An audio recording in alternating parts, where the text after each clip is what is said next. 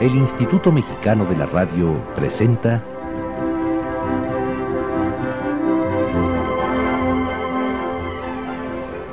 Fantasías en Carrusel.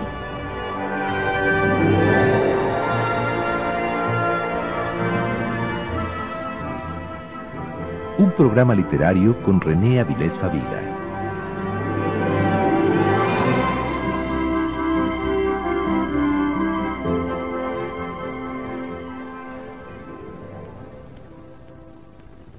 En brazos de la mujer madura.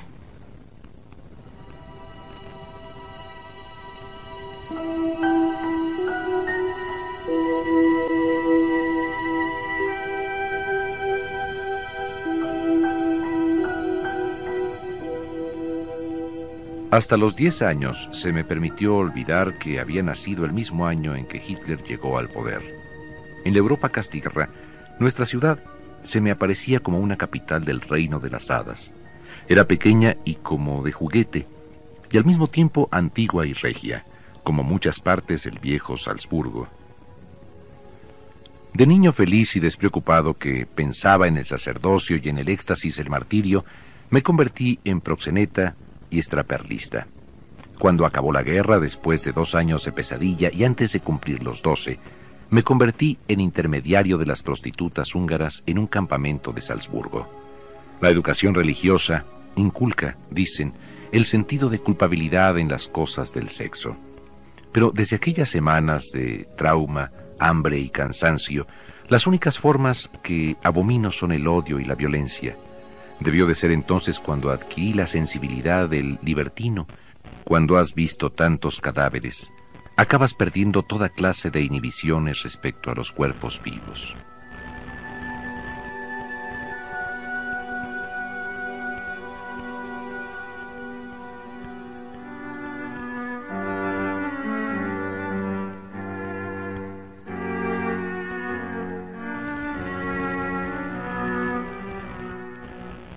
Lo primero que aprendí en el delicado menester del proxeneta es que la mayoría de las consideraciones morales sobre el sexo no tenían ningún punto de contacto con la realidad.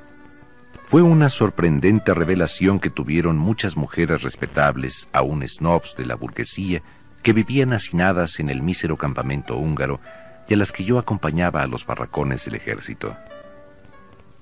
Al final de la guerra, cuando incluso los propios austriacos sufrían una carencia horrorosa de casi todo, los cientos de miles de refugiados apenas podían sobrevivir y su situación era más lastimosa porque habían sido gente acomodada. La dignidad y la virtud tan importantes para estas mujeres no tenían significado en el campamento de refugiados. Una de ellas utilizaba expresiones trasnochadas y grandilocuentes como envilecerme, cometer pecado mortal e impúdico, que a mí me gustaban. Ella tenía no solo el porte, sino también el vocabulario de una dama virtuosa, y yo casi la compadecía, intuyendo lo que debía de haber sufrido antes de envilecerse.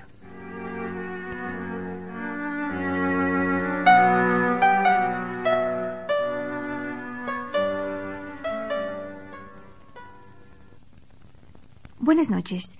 Estamos en Fantasías en Carrusel, un programa literario con René Avilés Favila. Esta emisión está dedicada al escritor de origen húngaro Stephen Bizinsei, nacido en 1933. Escritor, poeta y ensayista, Bizinsei consiguió llamar la atención con su novela En los brazos de la mujer madura, en donde muestra lo que son sus intereses más claros: el erotismo, la sexualidad, la literatura y la recreación de momentos históricos precisos. Con un estilo literario ajeno a experimentaciones o a juegos de tiempo y espacio, este autor se plantea una serie de estrategias narrativas que recuperan las tradiciones de la picaresca sin precipitarse tampoco en la barranca de los lugares comunes de la frivolidad pornográfica. Stephen Bizinsei es también poseedor de un profundo sentido de la crítica y del humor. René, ¿cómo estás? Buenas noches. Bien, Rosa Marta, tú tan guapa como de costumbre. Gracias, René. Oye, René, ¿tú crees que en efecto el autor de En los brazos de la mujer madura recoge esta tradición de la novela picaresca?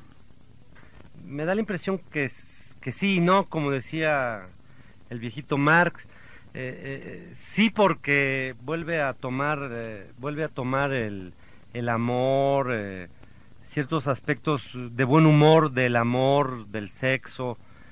No, porque la picaresca era de una enorme ingenuidad para nuestra época. Tenía ciertas audacias que pues eran muy características de la época, porque tampoco era una época, a pesar de la Santa Inquisición, de pronto la literatura lograba burlar cosas, y se ve en efecto en la picaresca española. Pero la picaresca era eso, una literatura pícara, juguetona, pero no lo que, por ejemplo, se hace en la literatura inglesa o francesa, o más adelante en la norteamericana. Yo veo más a este hombre ligado a la literatura anglosajona, que tiene una tradición mucho más fuerte, mucho más, mucho más cerca del sexo, de lo erótico, que de lo pícaro.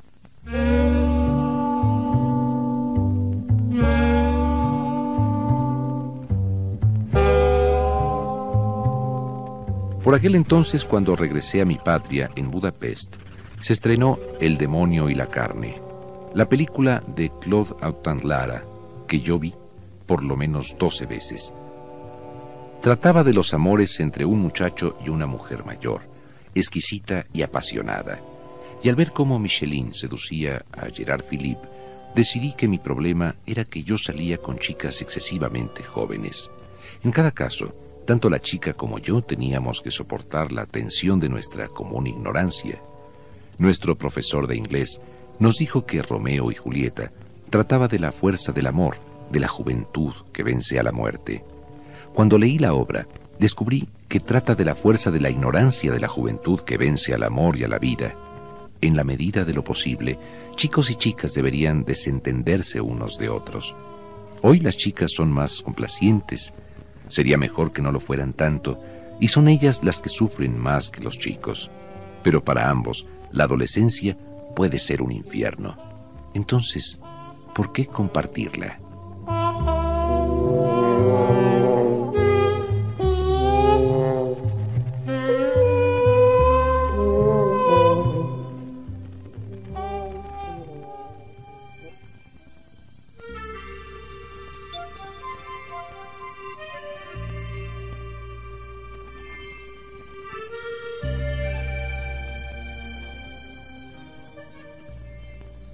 Tratar de hacer el amor con alguien que es tan torpe como uno mismo me parece tan insensato como meterse en aguas profundas con otro que tampoco sepa nadar.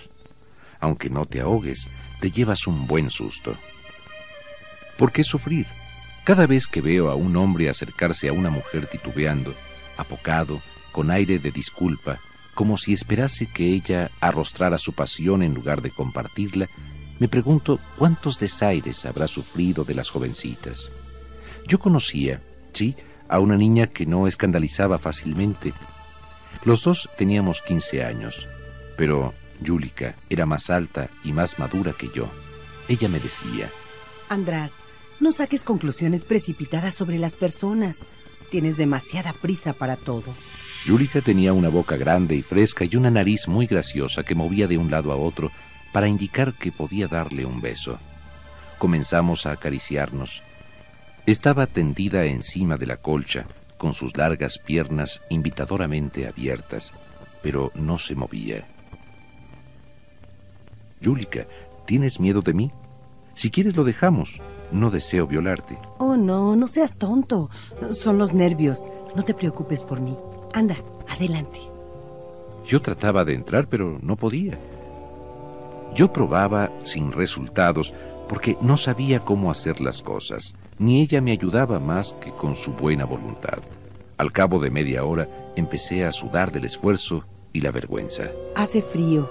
Vale más que me ponga el camisón. Volveremos a probar en la primavera. Sentí un alivio que no se hubiera enfadado conmigo. Pero, ¿cómo se sentiría ella?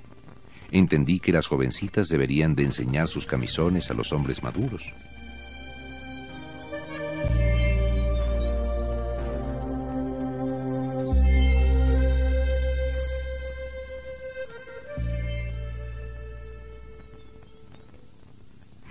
Vicensey plantea en esta novela una auténtica exaltación de las virtudes de la experiencia y la sensibilidad de las mujeres maduras en términos sexuales. ¿Estás de acuerdo con esta idea, René? Naturalmente, yo creo que lo que Vicensey hace es simplemente explicar algo que históricamente es comprobable. La gran escuela sexual de los jóvenes son las mujeres maduras. No hay duda de que en ese sentido todo mundo trata de probarlo. Incluso la misma mujer madura asume dos actitudes. O busca de plano un jovencito para satisfacerse, para realmente llegar a una plena realización desde un punto de vista más o menos dominante, o definitivamente se acerca con la idea de enseñarle a alguien que incluso puede ser hasta virgen. Esto me parece clave. En ese sentido, esta novela, En brazos de la mujer madura, es una novela absoluta, completamente universal. No importa si es socialista, si es capitalista, si es fascista, si es de tercer mundo, si es de segundo, de cuarto, de quinto, de primer mundo, siempre habrá esta relación. El jovencito buscará a la mujer madura, sé de yuppies, ahora son yuppies, ¿no?, que andan buscando mujeres maduras para aprender cosas. Normalmente son unos cretinos, no saben nada, son inexpertos, y entonces, bueno, tratan de conquistar a una mujer madura, suponiendo que tiene una gran experiencia, lo cual a veces francamente dudo. No hay realmente como haber leído, yo siempre llego a lo mismo, pero como haber leído a Henry Miller para ser un gran maestro, al menos en el terreno teórico.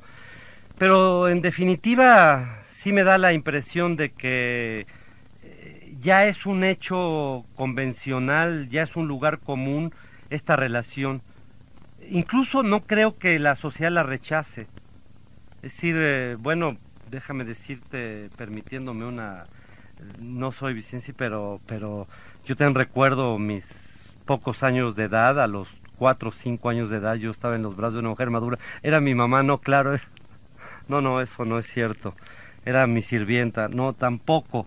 Realmente a los 17, 18 años, pues uno buscaba a las señoras maduras, porque además en esa época, y yo no estoy tan distante, bueno, sí, como 8 años de Vicensey, pero no había toda esta protección que ahora existe, o todo el temor que produce el SIDA, que inhibe sexualmente a un joven o a una mujer madura, depende.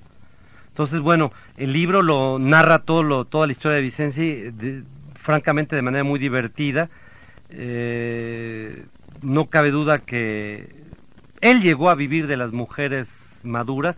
De hecho, sigue viviendo de ellas, porque el éxito de este libro convirtió en bestseller a costa de las pobres mujeres maduras, pues le dio una reputación de escritor que pues tampoco es como para que merezca. No va a ser nunca ganador de un premio, bueno, sí, el premio Pulitzer lo va a ganar seguramente, pero indudablemente que no llega ya a tener el gran talento de los escritores que han hecho la literatura amorosa.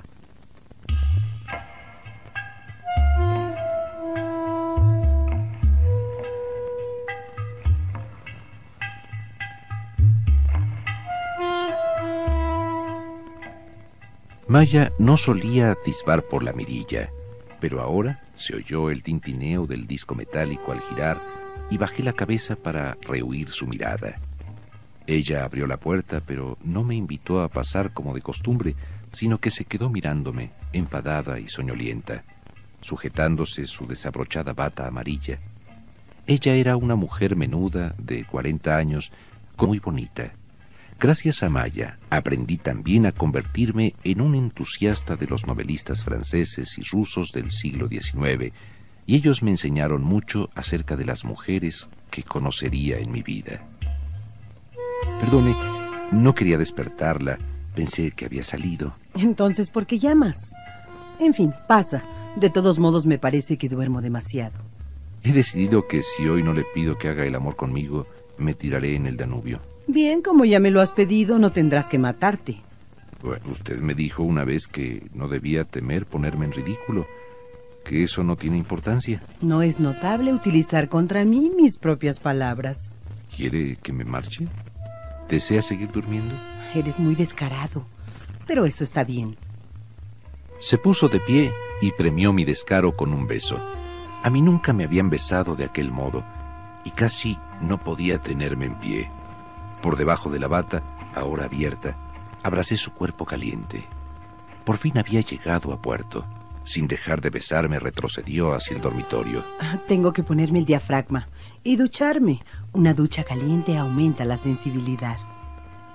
Yo no sabía qué era un diafragma, pero me mortificaba que necesitara una ducha para aumentar la sensibilidad. Ella me guió en su cuerpo, y una vez adentro me sentí tan feliz que no me atrevía a moverme por miedo a estropearlo todo. Al cabo de un rato, ella me dio un beso en una oreja y susurró: Me parece que voy a menearme un poco. En cuanto empezó a moverse, ya no pude contenerme más. Maya me dio un apasionado abrazo, como si mi actuación hubiera sido lo más fabuloso que había visto en su vida. Envalentonado por su aprobación, le pregunté por qué no parecía importarle la diferencia de edad. Soy una pécora egoísta. Lo único que me importa es mi propia satisfacción. No he aprendido mucho desde aquellas horas. Maya estuvo enseñándome todo lo que hay que aprender. Pero enseñar no es la palabra. Ella sencillamente se complacía a sí misma y me complacía a mí. Le pregunté si me quería. Sí, te quiero. Pero ya verás cómo el amor no dura y que es posible querer a más de una persona al mismo tiempo. Esa idea de que solo se puede querer a una persona confunde a la mayoría de las personas.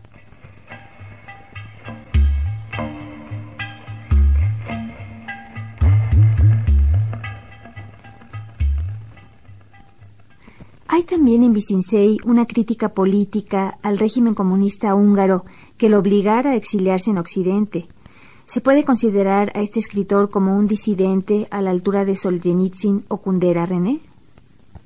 Pues realmente no, porque en el campo teórico, en el campo de la lucha política, Visinsey nunca actuó. Es decir, él era como esta gran cantidad de inmigrantes cubanos que salen porque no pueden ser cabalmente homosexuales en La Habana o en Varadero, en donde sea, en Cuba en general, porque no pueden ser de plano capitalistas, porque no pueden ser ligadores, es decir, hay ahí algún problema no político, pero que también entronca con lo político, sin querer. Es decir, no todo es político en la disidencia. El malestar lo provoca normalmente razones materiales muy obvias, muy vulgares, ¿no? Entonces, no, él definitivamente no era un escritor disidente a la altura de Solzhenitsyn o de Kundera. Solzhenitsyn era un hombre que, bueno o malo, equivocado o no, dio una pelea frontal. Se enfrentó al Estado soviético, que en ese momento no era poca cosa, todavía tenía un peso específico, arriesgaba en mucho la vida. El caso de Kundera no es tampoco así muy alarmante, muy preocupante. Sus biógrafos a veces tratan de exaltarlo, por lo menos sus críticos, pero tampoco tuvo grandes problemas. Sin embargo, también asumió en el campo teórico su malestar, sus diferencias con el Estado, pues digámosle, comunista. Entonces, bueno, pues no hay duda de que el caso de Visinsey era totalmente otro. Es decir, él se oponía porque pues, quería dinero, quería éxito, quería cosas que son también muy normales y que no te puede conceder fácilmente un establishment comunista, a menos que entres en las reglas del juego que te brinda ese sistema. Él, pues lo cuenta perfectamente en este libro, que es un libro, realmente no sé si sea memorable o no, a mí a veces se me olvida, lo que queda es como la idea global, ¿no? Queda como la idea global de que eso ocurre permanentemente en la juventud, y que siempre hay la idea de buscar una mujer madura. Sin embargo, él se propasa, ¿no? Se propasa en su juego y pasa a vivir de las mujeres, lo que en México llamamos vulgarmente un padrote, un vividor. Mira, yo estoy seguro de que Pablo Neruda no debe haber llevado una vida mucho mejor con las mujeres, en relación a las mujeres, que Visinsey. Sin embargo, él lo contó de otra manera o lo omitió, porque como Neruda tenía la tendencia a enamorarse, sin embargo, el libro de memorias, en Confieso que he vivido, muy atractivas, casi de este tipo, ¿no? De ciertas perversiones, de ciertas delicadezas, momentos en donde están con prostitutas y comparten a la prostituta. No me acuerdo si por falta de recursos o porque realmente la prostituta es excepcional en las lides amorosas, pero el caso es que se da una relación muy semejante. Sin embargo, bueno, pues no hay diferencia, hay mucha diferencia entre un Solzhenitsyn, un Kundera, un Cabrera Infante también, y definitivamente un Vicenzi. No hay esa relación. Él nunca fue un disidente, él era un tipo que se sentía mal porque lo que le gustaban eran valores típicamente capitalistas.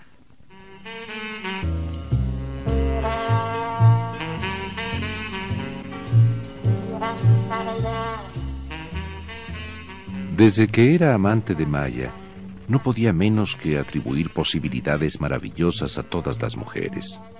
Su perfección me hacía pensar que otras mujeres tenían que ser igualmente maravillosas bajo la excitante diversidad de las formas y colores. Imagino que una de las razones por las que las mujeres maduras desconfían de los jóvenes y por las que los maridos deberían desconfiar de las muchachas que van vírgenes al matrimonio es que los que no tienen punto de referencia no saben apreciar las buenas cualidades, como solía decir Clary, la prima de Maya. Con los jóvenes nunca se sabe. Ella siempre le decía a Maya que no tenía por qué perder el tiempo conmigo. Lo que tienes que hacer es pedir el divorcio y buscarte otro marido. Yo comprendería que te acostaras con un muchacho como András de vez en cuando, pero por curiosidad. Pero mantener una relación estable es una locura. No tienes mucho tiempo que perder, ¿sabes? Para justificar su afecto hacia mí, Maya le decía que yo era un amante prodigioso. Inventaba historias que hubieran disipado los recelos de una monja frígida. Estas exageraciones no tardaron en surtir efecto en Clary, que empezó a mirarme con aquel brillo en los ojos que por aquel entonces yo ya reconocía bien.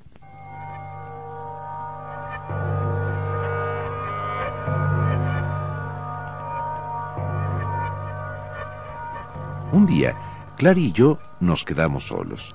Ella comenzó la conversación. Bueno, estás a mi cuidado. ¿Qué voy a hacer contigo? Seducirme. Eso no lo esperaba de ti, Andra. ¿No me preguntaste qué ibas a hacer conmigo? Era un decir, una frase amistosa para entrar en conversación.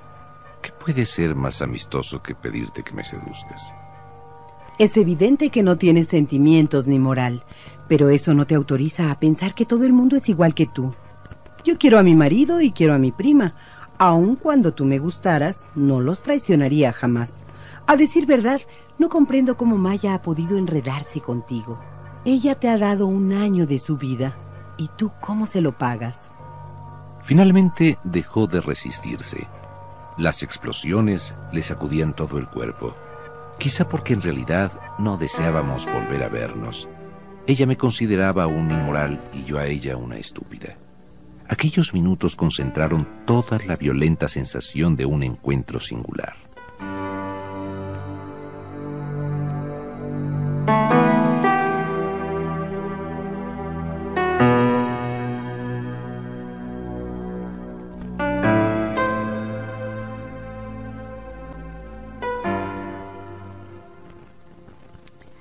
Oye, René, ¿cómo ves el trabajo de este autor como ensayista y crítico literario?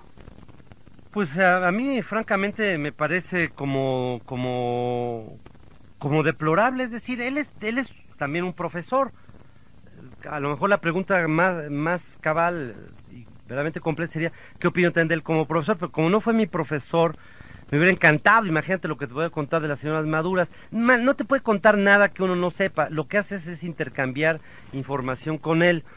Pero como teórico y como... pues es muy desafortunado. Es decir, él es realmente un hombre exitoso en este libro, por su frescura y su cinismo, por su capacidad de contar lo que normalmente uno se inhibe, en lo que uno se inhibe.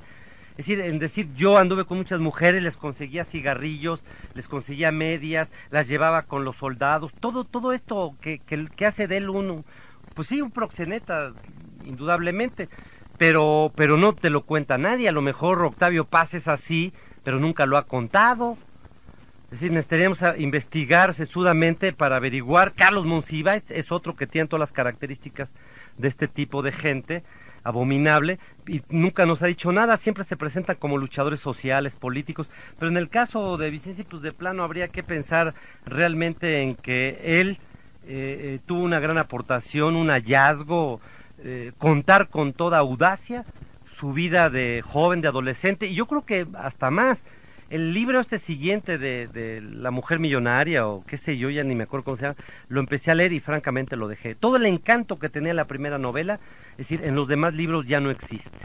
Si el tipo se repite, usa los mismos lugares comunes, no tiene la agudeza, la inteligencia, el talento, y ni siquiera es un teórico capaz, porque Kundera, por Dios, Kundera ha teorizado brillantemente, ya lo hemos mencionado en el programa anterior, sobre la literatura, concretamente sobre la novela, pero Vicenzi, pues francamente, nos ha dicho un par de lugares comunes sobre la literatura. A lo mejor Carlos Fuentes es mucho más atinado en eso. Gracias, René, por tus comentarios. Nos vemos aquí en el próximo programa de Fantasías en Carrusel. Buenas noches, Rosa Marta, y de nuevo estás encantadora. Gracias, René. Antes de despedirnos, invitamos a nuestros escuchas para que nos acompañen la próxima semana a través de la frecuencia de la XCB. También les recuerdo que para conocer un poco más acerca de este literato, es importante que se aproximen a su bibliografía. De entre los libros de Stephen Bizinsey destacan Un millonario inocente, Las leyes del caos, Verdad y mentiras de la literatura y En brazos de la mujer madura, de donde se tomaron los fragmentos escuchados a lo largo de la emisión.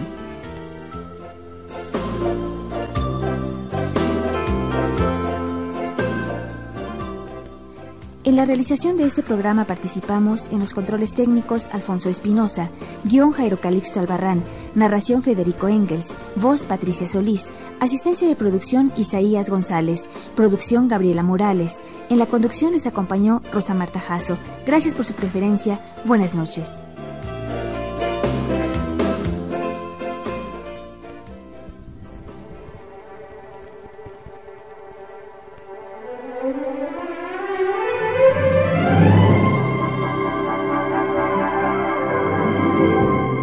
El Instituto Mexicano de la Radio presentó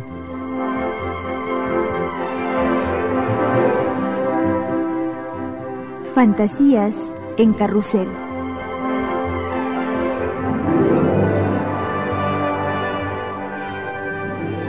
Un programa literario con René Avilés Favila.